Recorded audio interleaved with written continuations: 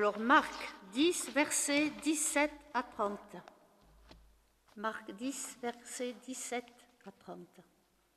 Comme Jésus se mettait en chemin, un homme accourut et se tenant à genoux devant lui, lui demanda « Bon maître, que dois-je faire pour hériter de la vie éternelle ?» Jésus lui dit « Pourquoi m'appelles-tu bon ?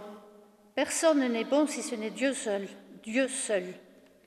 Tu connais les commandements, ne commets pas de meurtre, ne commets pas d'adultère, ne commets pas de vol, ne dis pas de faux témoignages, ne fais de tort à personne, honore ton père et ta mère. » Il lui répondit « Maître, j'ai gardé tout cela dès ma jeunesse. » Jésus, l'ayant regardé, l'aima. Puis il lui dit « Il te manque une chose. Va, vends tout ce que tu as, donne-le aux pauvres, et tu auras un trésor dans le ciel. Puis viens et suis-moi. » Mais lui s'assombrit à ces paroles et s'en alla tout triste, car il avait de grands biens. Jésus, regardant autour de lui, dit à ses disciples « Qu'il est difficile à ceux qui ont des biens d'entrer dans le royaume de Dieu. » Les disciples étaient stupéfaits par ces paroles. Et Jésus reprit et leur dit « Mes enfants, qu'il est difficile d'entrer dans le royaume de Dieu, il est plus facile à un chameau de passer par le trou de l'aiguille qu'à un riche d'entrer dans le royaume de Dieu. » Les disciples s'étonnaient encore davantage et se disaient les uns aux autres « Alors, qui peut être sauvé ?»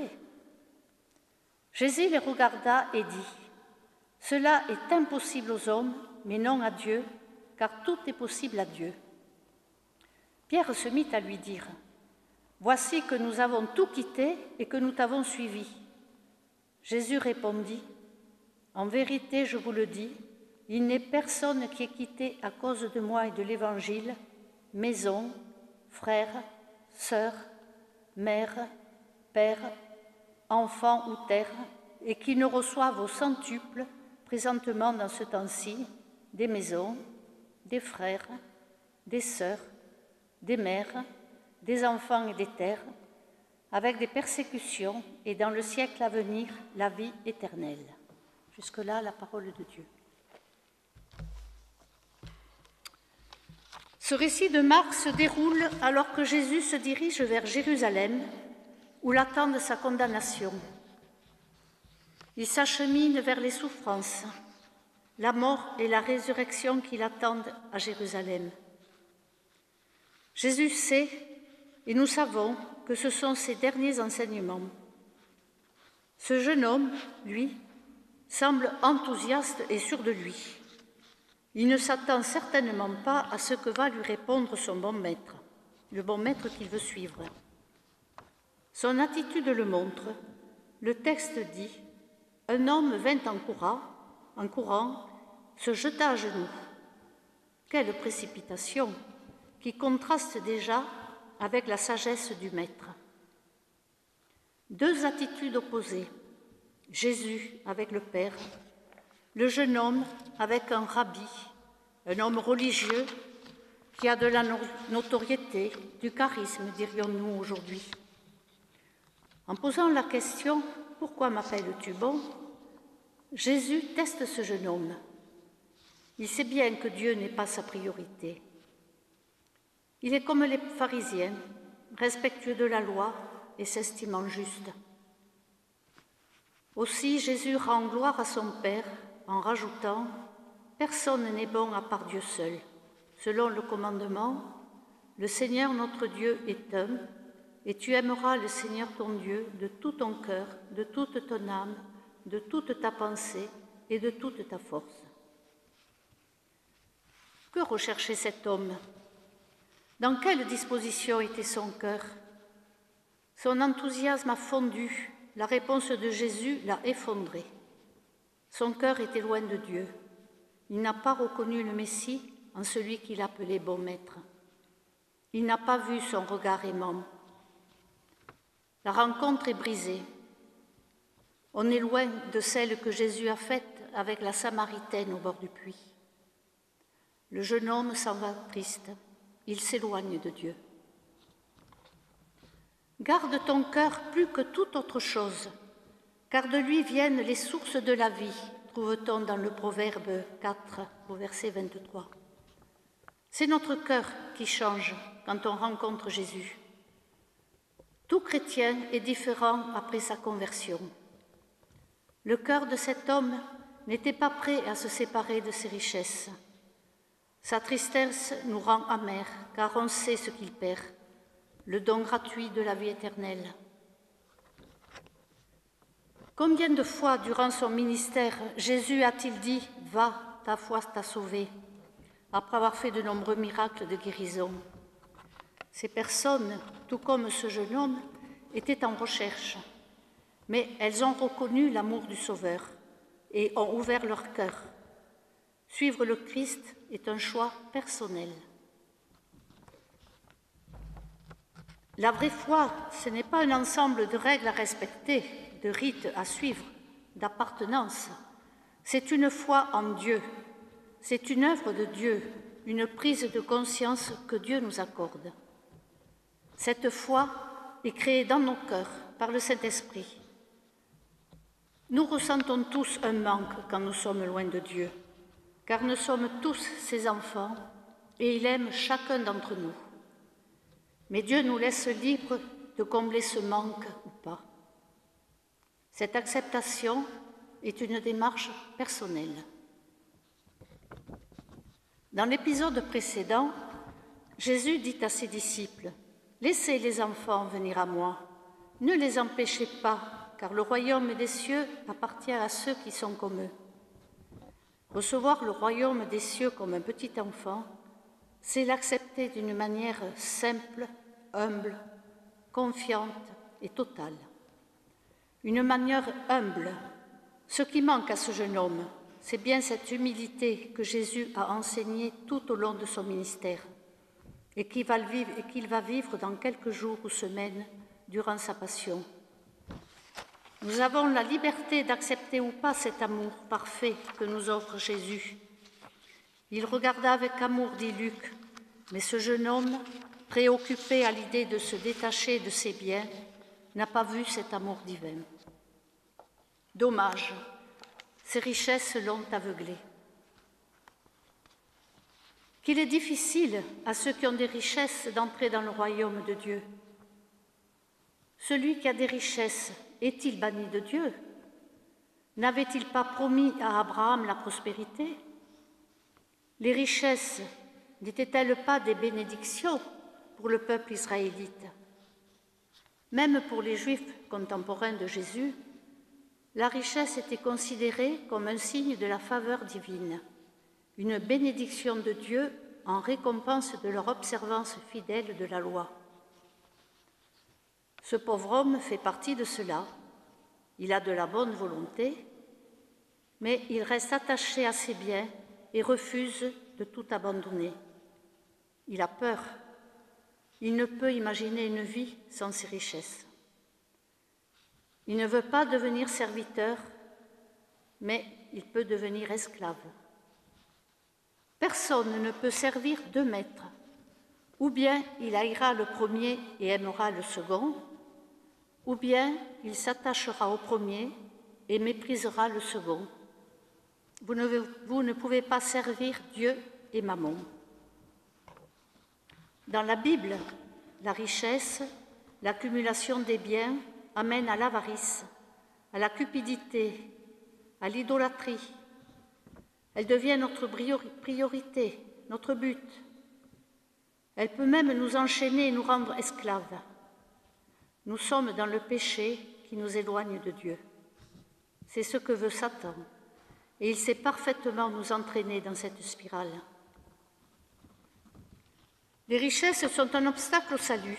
Elles procurent une fausse sécurité et éloignent de Dieu. L'amour de l'argent est la racine de tous les maux. Certains ont eu une telle envie d'en posséder qu'ils se sont égarés loin de la foi et se sont infligés bien des tourments, dit l'apôtre Paul à Timothée. Et je pense aussi à celui qui a agrandi son grenier et qui a fait 1000 projets alors qu'il perdra la vie dans la nuit. Dans ce texte, on parle des richesses matérielles, mais chacun a ses richesses, ses maîtres. La Bible compare le pécheur à un esclave, puisqu'il ne peut pas se libérer de ses chaînes tout seul. Il a besoin d'être racheté. Nous avons été rachetés par le sang de Jésus. Si nous nous refusons de l'accepter, nous restons enchaînés et ne pouvons accéder au royaume de Dieu, d'où l'image exagérée du chameau. Dieu ne nous demande pas des performances, des exploits, des actions extraordinaires. Il regarde à l'être, du verbe être, je suis, et non au faire. En s'éloignant de Dieu, nous endurcissons notre cœur. L'histoire du Pharaon montre combien cet endurcissement est néfaste. Dieu dit à Moïse et à Aaron à propos de l'endurcissement du Pharaon. Cependant, je rendrai le roi inflexible. Malgré les nombreux prodiges extraordinaires que je réaliserai dans son pays, il ne vous écoutera pas. Alors, je ferai sentir ma puissance à l'Égypte par des châtiments exemplaires et je conduirai mon peuple, les Israélites, en bon nombre hors de ce pays. Les Égyptiens découvriront que je suis le Seigneur lorsque j'étendrai mon bras contre eux pour faire sortir les Israélites de leur pays. On trouve cela dans Exode 7. Paul a rencontré le même endurcissement chez les Romains, eux qui ont remplacé la vérité de Dieu par le mensonge et qui ont adoré et servi la créature au lieu du Créateur, qui est béni éternellement. Dieu les a livrés 3 fois de suite, dit Paul dans sa première épître aux Romains. C'est pourquoi Dieu les a livrés à l'impureté selon les convoitises de leur cœur. On trouve dans le verset 24. Dieu les a livrés à des passions déshonorantes. Verset 26. Dieu les a livrés à une mentalité réprouvée. Verset 28. Ce terme de livrer montre combien nous avons perdu notre liberté. Que pouvons-nous dire aujourd'hui face au monde actuel? L'homme ne change pas. Esclave du péché, à la recherche de paradis artificiels, d'évasion, qui l'enchaîne de plus en plus. Pour le chrétien, les véritables richesses sont la foi et l'amour, qui s'expriment à travers le sacrifice de soi et un engagement à suivre le Christ. Paul, dans sa première lettre aux Corinthiens, l'a défini. L'amour est patient. L'amour est serviable, il n'est pas envieux. L'amour ne se vante pas, il ne s'enfle pas d'orgueil, il ne se fait pas malhonnête, il ne cherche pas son intérêt, il ne s'irrite pas, il ne médite pas le mal, il ne se réjouit pas de l'injustice, mais il se réjouit de la vérité, il pardonne tout, il espère tout, il supporte tout. Examinons notre cœur et avouons-nous notre égoïsme, notre soif d'abondance, nos envies. Est-ce que je désire le prestige, les honneurs, la puissance que procure la richesse? Ne nous sommes pas trop éloignés de notre Père, comme le fils prodigue qui a voulu faire sa vie sans son Père, mais avec ses biens. Revenons à lui repentants. Nous savons que ce Père miséricordieux nous ouvrira ses bras. Et nous pourrions faire cette prière d'Ignace de Loyola. Reçois, Seigneur, l'offrande de ma liberté. Reçois ma mémoire, mon intelligence et toute ma volonté. Tout ce que j'ai, tout ce que je suis, c'est toi qui me l'as donné. Je te le rends, Seigneur, sans réserve, pour que tu en disposes selon ton bon plaisir. Donne-moi seulement ton amour et ta grâce, et je suis assez riche et je ne demande rien de plus. Que ceux qui se repentent de tous leurs péchés et de tout leur cœur, et qui confessent que Jésus est le Seigneur, naissent de nouveau et reçoivent de la part de Dieu un cœur nouveau. Ils deviennent une nouvelle créature. Ils ne sont plus esclaves du péché, ils sont sanctifiés et dirigés par le Saint-Esprit. Je vous donnerai à tous un même cœur, Je vous animerai d'un esprit nouveau, j'enlèverai votre cœur insensible comme une pierre et je le remplacerai par un cœur réceptif. Ézéchiel 11. Avec ce cœur réceptif, nous voilà transformés. Nous faisons l'expérience de la nouvelle naissance. Nous nous tournons vers Dieu, prêts à l'aimer et à lui obéir. Nous voilà riches de son amour, bénis par lui, nourris de sa parole, comblés de ses bienfaits. Alors en avant, conduits par le Saint-Esprit, n'ayons pas peur. Durant notre marche, il y aura des difficultés, des épreuves, des combats. Nous en sommes avertis. Jésus, dans ce texte de Marc, prévient, tout en les rassurant, ces disciples qui ont du mal à comprendre leur maître, eux qui ont tout quitté. Le salut et la vie éternelle nous attendent. Accompagnés de la fidélité de notre Père, de l'amour de notre Seigneur et conduits par l'Esprit Saint, résistons. Vêtus de la cuirasse de la foi, armés avec les armes du chrétien et protégés par le casque du salut, nous avançons confiants vers la porte de ce salut. Jésus a obéi à son Père pour nous ouvrir cette porte étroite et nous préparer une place dans la maison du Père. Et au contraire de ce jeune homme riche, ayons l'audace de dire au Seigneur, que ta volonté soit faite. Amen. Que ton Esprit, Seigneur, élargisse notre cœur et l'ouvre à tout ce que nous allons rencontrer. Que la grâce du Seigneur Jésus-Christ, l'amour de Dieu et la communion de cet Esprit soient avec vous tous. Amen. Et je vous souhaite un bon dimanche. Et avant de partir, on va chanter « Jour de gloire » qui va être projeté.